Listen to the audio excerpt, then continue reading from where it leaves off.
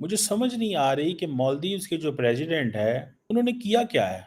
4 महीने पहले कह रहे थे कि इंडियन फौजी जो है निकल जाएं और आज आके इंडिया से डिफेंस एग्रीमेंट करके चले गए हैं। अब मालदीव के प्रेसिडेंट मोहम्मद मुइज़ी अपने वाइफ के साथ इंडिया के स्टेट विजिट पे हैं। ये वही मोहम्मद मुइज़ी है जिन्होंने इंडिया आउट का नारा लगा और कहा कि इंडिया जो है अपने ट्रूप्स मालदीव से निकाले। लेकिन आज उनकी बहुत बड़ी स्टेटमेंट आपके सामने रखेंगे कि वो फर्स्ट प्रायोरिटी पे इंडिया को रखते हैं और इंडिया के साथ अपनी टाइज जो है रिपेयर करना चाहते हैं। तो गेम तो चेंज हुई है वो ऐसे कि अभी कुछ दिन पहले मालदीव्स और उसके प्रेसिडेंट मोइजू वो तो बहुत खिलाफ हुए थे, अगेंस्ट हो गए थे इंडिया के।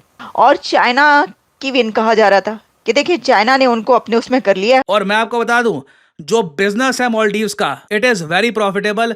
इंडियंस मालदीव्स में जाकर, मैं एक आदमी की बात कर रहा हूँ, 2 से लेकर 3 लाख रुपए आराम से खर्च देते हैं। आपको पता है इस डिफेंस एग्रीमेंट में क्या होने जा रहा है? छोटी छोटी चीजें बता रहा हूँ अभी तो मैं आपको। इंडिया जो है मालदीव की मिनिस्ट्री ऑफ डिफेंस की बिल्डिंग बनाएगा माले के अंदर और वो सारी इंडिया सपोर्ट देगा। जितना भी मॉडर्न इंफ्रास्ट्रक्चर होगा वो सारे का सारा इंडिया देगा। लेकिन कहते हैं कि वक्त बदलते देर नहीं लगती और वक्त ऐसे बदला है कि अब वही प्रेसिडेंट मोइजू गाने गा रहे हैं। किसके? इंडिया के। इंडिया के जितने भी नेबरिंग स्टेट हैं, नेपाल है, भूटान है, बांग्लादेश है, श्रीलंका है या मालदीव, वो किसी ना किसी तरह से इंडिया पर ही डिपेंड कर रहे हैं, चाहे वो डिफेंस हो, चाहे वो उनकी इकोनॉमी हो।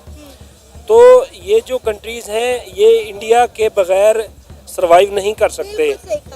और उनके अलावा, इंडिया के अलावा मालदीव के पास और कौन सा ऑप्शन था? पाकिस्तानी लोगों में ये चीज़ बहुत कम है कि दूसरे को सराहें और उनकी जो उन्होंने कोशिश की अपने मुल्क के लिए उसको एक्सेप्ट करें। पाकिस्तान ने कभी भी इंडिया को अपने कैपिटलिज्म में एक्सेप्ट नहीं किया है, क्योंकि ये हमारी सबसे बड़ी बेवकूफ़ी है। और हम तो कहते हैं कि इंडिया पाकिस्तान को एक्सेप्ट कर नहीं पा रहा। जब इंडिया को पाकिस्तान को क्यों एक्सेप्ट करेगा? हम तो बेकारी हैं, वो पाकिस्तान की तरह ही अपने आप को बेकारी तो नहीं बनेगा ना। Movies, dramas.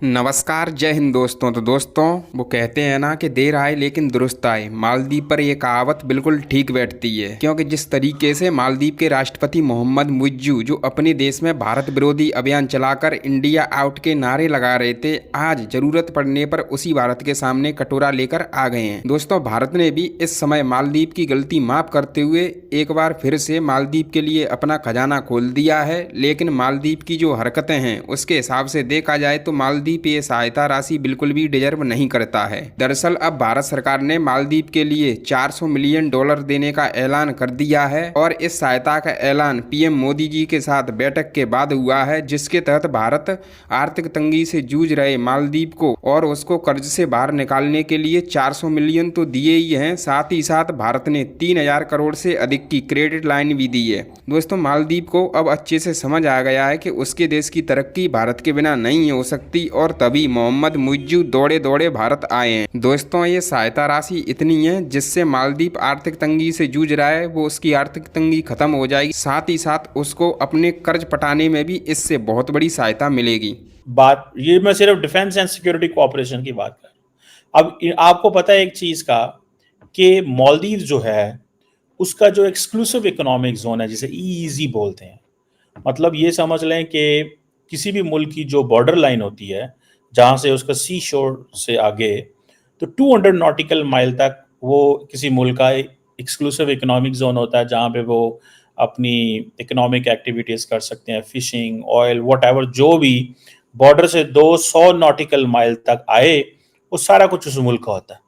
अब मालदीव को ये एडवांटेज है कि उसका ईजी बहुत बड़ा है बिकॉज ऑफ दी आइलैंड्स, ठीक है जी। तो अब वहाँ पे डबल ईजी यानी एक्सक्लूसिव इकोनॉमिक जोन होने की वजह से उनके traditional and non traditional maritime challenges भी उतने ज़्यादा हैं।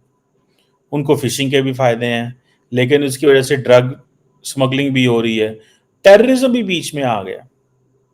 कभी सुना नहीं हमने वहाँ पे माले में कोई इस तरह के वाक़यात हों, ठीक है, लेकिन फिर भी इंडिया इसको लिंक कर देता है ताकि जितने भी कोई ऐसी इस्लामिक मिलिटेंट ऑर्गेनाइजेशंस हैं उनके हवाले से कोई ना कोई चीज़ अगर है तो इंडिया उस पर वो सपोर्ट करना चाहता है।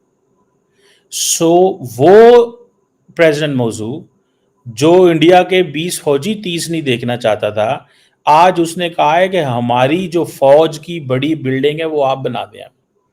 5 लाख का मुल्क है तो सारी बात है, फौज की क्या मतलब कितनी को बेचारों की फौज होनी है, लेकिन फिर भी एक इंडिपेंडेंट सॉवरन मुल्क तो है ही है ना, ऐसे तो नहीं है कि वो मुल्क इंडिपेंडेंट सॉवरन नहीं है। बहरहाल अब ये जो प्रेसिडेंट मौजू के साथ हुआ है, और दूसरा नरेंद्र मोदी साहब ने ये भी कह दिया है कि जनाब मैं आऊँगा, मैं मालदीव्स आऊँगा।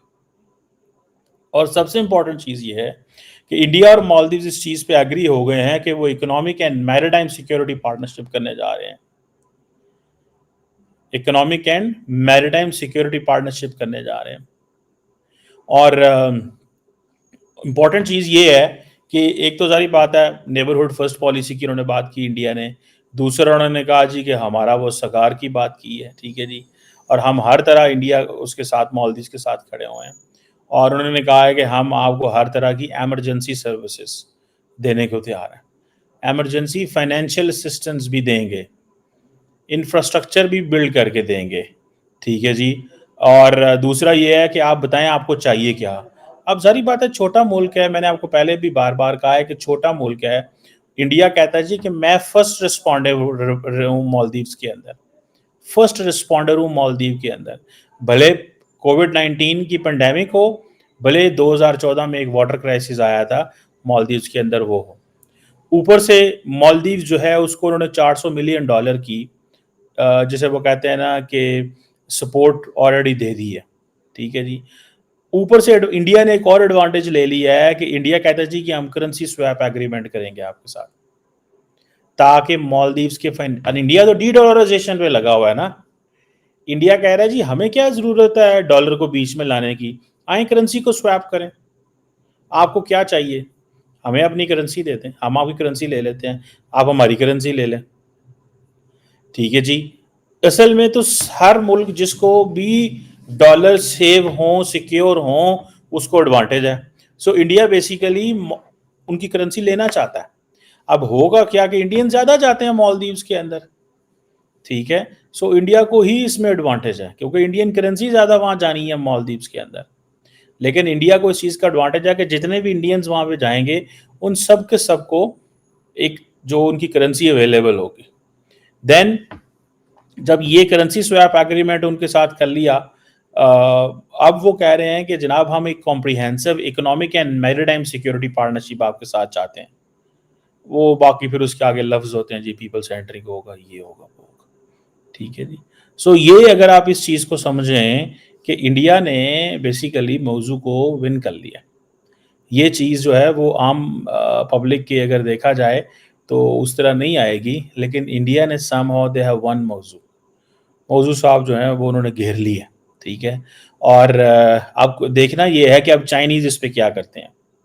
इंडिया का दिल है कि मालदीव जो है वो ब्रिक्स की मेंबरशिप के लिए अप्लाई करें और हम कहें जी कि हाँ जी आ जाएं हम आपको ब्रिक्स की मेंबरशिप देते हैं, लेकिन वो कहते हैं जी कि अभी मालदीव्स ने ब्रिक्स की मेंबरशिप के लिए अप्लाई नहीं किया। तो वो जिसे कहते हैं ना वो ब्रिक्स की मेंबरशिप के लिए अप्लाई करना तो कोई मुश्किल काम नहीं है। चाइना भी उनको सपोर्ट करेगा, इंडिया भी सपोर्ट करेगा, ठीक है।